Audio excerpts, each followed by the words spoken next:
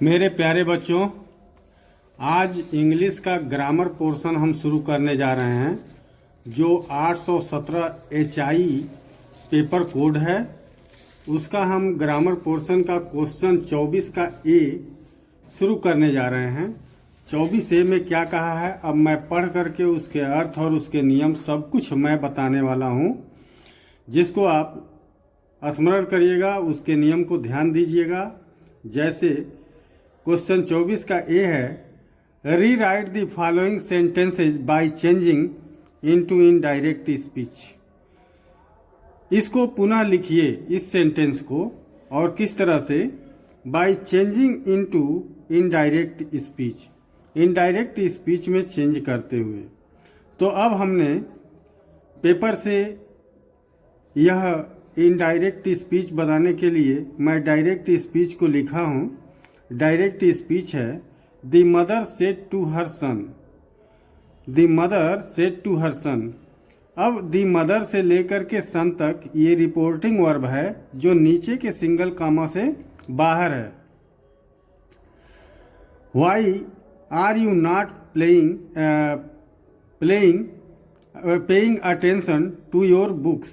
कह रहा है कि वाई, क्यों, आर यू नॉट पेइंग, क्यों तुम ध्यान नहीं दे रहे, अटेंशन मीन्स ध्यान, टू योर बुक्स, अपने किताबों का, दीज डेज, इन दिनों।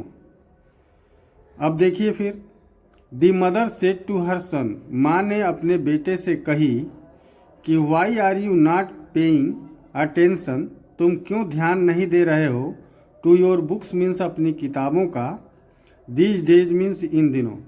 अब हम पाते हैं रिपोर्टिंग वर्ब पास्ट इंडेफिनिट है, और रिपोर्टेड स्पीच हम पाए कि यह प्रेजेंट कॉन्टिन्यूअस टेंस है। यहाँ कर्ता यू के साथ आर लगा है और क्रिया में पेइंग है, ING लगा है पे में। तो यहाँ पर हम देखेंगे कि ये रिपोर्टेड स्पीच जो डबल इन्वर्टेड कॉमास के बीच में है, यह रिपोर्टेड स्पीच इंट्रोगेटिव सेंटेंस है। तो यहाँ इंट्रोगेटिव सेंटेंस को हम सेकेंड टाइप इंट्रोगेटिव पाते हैं, व्हाई है। इस वजह से इसमें कंजंक्शन हम व्हाई ही लिखेंगे। और जहाँ पर द मदर सेड, यहाँ मदर सब्जेक्ट का काम कर रहा है, सेड टू हर सन, और सेड टू को हम आस्क्ड कर लेंगे हर सन। तो यहाँ पर है the mother asked her son, माँ ने पूछी अपने बेटे से, why he was not paying attention. अब यहाँ पर कंजंक्शन वाई हो गया, उसके बाद सब्जेक्ट लिखेंगे। सब्जेक्ट के बाद प्रेजेंट कॉन्टिन्यूअस को हम पास्ट कॉन्टिन्यूअस में बदलेंगे, और इस प्रकार से बदल करके कोई भी सेंटेंस हम सिंपल सेंटेंस बना देते हैं। उसे न तो इंट्रोगेटिव रहने देते हैं, न इम्परेटिव, न एक्सक्लेमेटरी, न ऑप्टेटिव। तो ये एक सिंपल सेंटेंस हो जाता है। कहा है कि why he was not paying attention, कि क्यों तुम पेइंग अटेंशन, ध्यान नहीं दे रहे हो, टू हिज बुक, अपने किताबों का। यहाँ ही सब्जेक्ट की वजह से इसका है किताब, तो इसका ही के लिए हिज हो जाएगा, हिज बुक्स। दीज डेज, यहाँ दीज डेज को हम इनडायरेक्ट में दोज डेज कर देंगे। यहाँ कहा है दीज डेज, इस दीज डेज को दोज डेज कर लेंगे, क्योंकि यह पास्ट इंडेफिनिट होने की वजह से रिपोर्टेड स्पीच को भी पास्ट में कर देता है। इस वजह से दीज को दोज कर देंगे। और क्वेश्चन मार्क है, इसको बहुत ध्यान देने की ज़रूरत है। क्वेश्चन मार्क को हम हटा देते हैं, फुल स्टॉप देते हैं, तथा इन्वर्टेड कामाज और नीचे के सिंगल कामा को पूरी तरह से हटा देते हैं। इस प्रकार से इनडायरेक्ट स्पीच हो जाता है। अब प्रश्न 24 का ए कंप्लीट हुआ, बी की ओर चल रहे हैं। बी क्या कह रहा है, change the following sentence into passive voice. इस सेंटेंस को चेंज करिए, किसमें, into passive voice means passive voice में।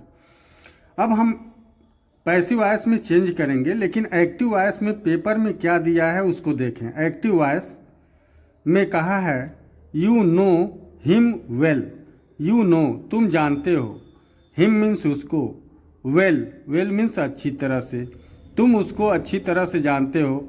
सबसे पहले ये देखेंगे कि ये कौन सा टेंस है, तो हम पाते हैं ये प्रेजेंट इंडेफिनिट है, क्योंकि यहाँ सब्जेक्ट यू है और यहाँ वर्ब जो है नो है। तो यहाँ यहाँ यू कर्ता जो है वो प्लूरल है, प्लूरल की वजह से नो में यस या यस नहीं लगता, सिंगुलर में लगता है। इस वजह से यह प्रेजेंट इंडेफिनिट है यू के साथ know. You know him well, तुम उसे अच्छी तरह से जानते हो। तो इसका पैसिव वॉइस होगा, हम यू को कर्ता, नो को क्रिया और हिम को कर्म पाए। तो हम सबसे पहले क्या करेंगे कि हिम को हम सब्जेक्ट में लिखेंगे कि ही हो जाएगा। अब ऑब्जेक्ट को हम सब्जेक्ट के रूप में लिखेंगे ही हो जाएगा। और उसके बाद प्रेजेंट इंडेफिनिट में जो आता है कि एक वचन के साथ यस या यस लगाते हैं, बहुवचन के साथ यस या यस नहीं लगाते, और क्रिया की फर्स्ट फॉर्म। तो यहाँ पर पैसिव वॉइस में इसकी सहायक क्रिया ही के साथ इज हो जाएगा, क्योंकि एक वचन है, सिंगुलर है। और क्रिया की थर्ड फॉर्म लगता है, तो यहाँ नो का थर्ड फॉर्म नोन हो जाएगा। उसके बाद नोन, और इसकी विशेषता क्या है, वेल है, तो यहाँ पर नोन वेल हो जाएगा। अब किसके द्वारा जाना जा रहा है, हम एक्टिव के सब्जेक्ट को पैसिव का सब्जेक्ट बना देते हैं, बाई यू हो जाएगा। यू का यू ही होता है सब्जेक्टिव केस में या ऑब्जेक्टिव केस में, यू, और यहाँ पर फुल स्टॉप दे देंगे।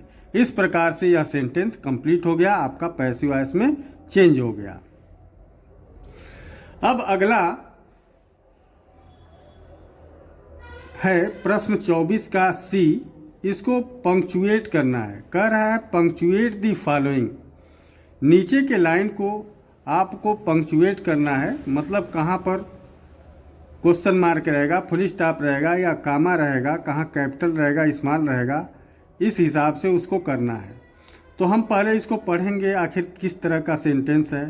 तो ये कह रहा है Hari said to Aman, Hari said to Aman, Hari ने अमन से कहा आई लाइक योर ड्रेस, मैं तुम्हारे ड्रेस को पसंद करता हूँ। इस प्रकार से हम देखते हैं कि ये रिपोर्टिंग वर्ब है, हरी सेड टू अमन, और फिर यहाँ देख रहे हैं आई लाइक योर ड्रेस, मैं तुम्हारे ड्रेस को पसंद करता हूँ। तो हम समझ गए कि ये रिपोर्टेड स्पीच है, ये रिपोर्टिंग वर्ब है। तो जब हम शुरुआत करेंगे तो पहला अक्षर कैपिटल से ही शुरू करेंगे, और वो भी नाउन है, प्रॉपर नाउन, तो एच कैपिटल होगा। हरी सेड टू अमन, यहाँ हरी में एच कैपिटल होगा। सेड टू अमन भी एक नाम है, अमन में ए कैपिटल होगा। फिर ये रिपोर्टिंग वर्ब है, तो नीचे के कामा से बाहर करेंगे और डबल इन्वर्टेड कामाज करके ही रिपोर्टेड स्पीच लिखेंगे।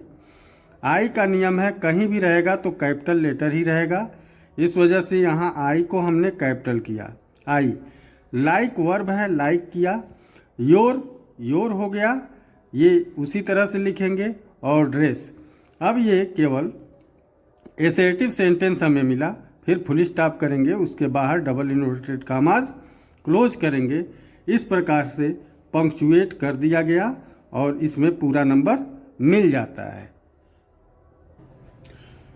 अब हम प्रश्न 24 का डी क्वेश्चन शुरू कर रहे हैं, जो यह अनुवाद है। इसको कह रहा है translate the following into English. नीचे के सेंटेंसों को अंग्रेजी में अनुवाद करना है। यह बहुत अच्छे सेंटेंस हैं जो हम अनुवाद करने जा रहे हैं। अब ये कह रहा है पहला सेंटेंस, अशोक एक प्रसिद्ध सम्राट हुआ है। अब देखिए, अशोक एक प्रसिद्ध सम्राट हुआ था नहीं, हुआ है। यह घटना पूरी तरह से वर्तमान में समाप्त होना बता रहा है, इस वजह से हम इसे प्रेजेंट परफेक्ट में करेंगे। अशोक हैज़ बिकम, ये बिकम फर्स्ट फॉर्म होता है, बिकेम सेकेंड फॉर्म और बिकम फिर थर्ड फॉर्म। बिकम इसको वर्ब ले लिया। ए फेमस इम्परर, एक प्रसिद्ध इम्परर मीन्स शासक हुआ है। इस प्रकार से इसका अनुवाद हुआ। अगला सेंटेंस है वह अपनी प्रजा से बहुत प्रेम करता था। अब करता था हम देख रहे हैं कि यहाँ पास्ट इंडेफिनिट टेंस है, जैसा पढ़े होंगे ता था ती थी बताया जाता है। तो इसमें सब्जेक्ट हो जाएगा वह क्या है, ही, और फिर अपनी प्रजा से बहुत प्रेम करता था, इसमें वर्ब हो जाएगा प्रेम करना, तो he loved, past indefinite verb की सेकेंड फॉर्म हो गई। लव्ड किसका, हिज सब्जेक्ट्स, अपने सब्जेक्ट्स का। अपने सब्जेक्ट्स का मतलब होता है अपनी प्रजा का। इसको आप पीपुल भी कर सकते हैं, और सब्जेक्ट्स का मतलब प्रजा भी होता है। तो अपने सब्जेक्ट्स को, अपने प्रजा को वह बहुत प्रेम करता था। वेरी मच मीन्स बहुत ज़्यादा, यहाँ एडजेक्टिव है। फिर अब देखिए यह सेंटेंस पूरा हो गया। अब उसके बाद हम चलेंगे अगले सेंटेंस को। अब यह सेंटेंस लंबा है लेकिन घबराने की ज़रूरत नहीं है, इसको सही से करना है। क्या है, कलिंग के युद्ध के बाद। अब कह रहा है कलिंग के युद्ध के बाद वह युद्ध से घृणा करने लगा। यह सेंटेंस है कलिंग के युद्ध के बाद। तो पहले हम क्या करें, इसी को बना दें कलिंग के युद्ध के बाद, after the war of Kalinga, after the war of Kalinga.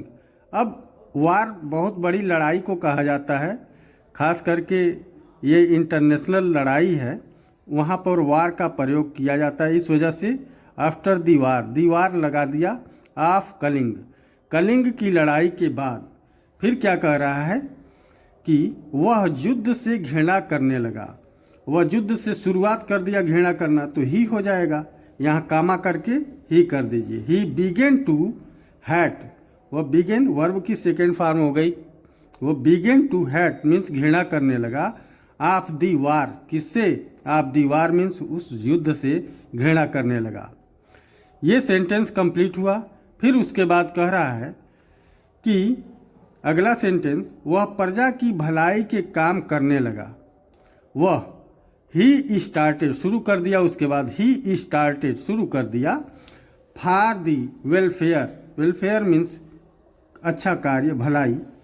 Of the subjects मतलब ऑफ दी सब्जेक्ट्स मीन्स अपने प्रजा का। सब्जेक्ट्स को पीपुल भी लिख सकते हैं। अपने प्रजा की भलाई के लिए ऑफ हिज किंगडम, कहाँ पर, ऑफ हिज किंगडम मीन्स वह प्रजा की भलाई कहाँ पर, अपनी किंगडम मीन्स राजधानी में भलाई का काम करने लगा। इस प्रकार से अनुवाद पूरा हुआ और आपका इसमें पूरा नंबर मिल जाएगा। इसी के साथ परीक्षा के दृष्टिकोण से आपको बहुत बहुत शुभकामना। इसके साथ आपको बहुत धन्यवाद।